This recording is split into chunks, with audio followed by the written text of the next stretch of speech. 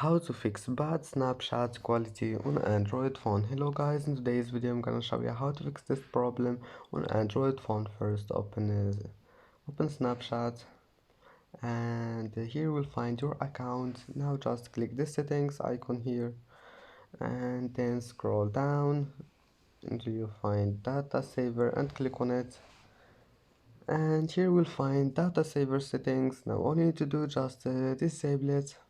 You will find it like that. Just click disable, and now your problem must be fixed, and then just go back and try again.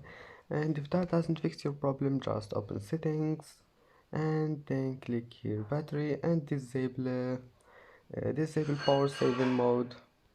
Disable it and then just go back and try again. And that's it for today's video. If you like this video, don't forget like and subscribe, and see you in the next video.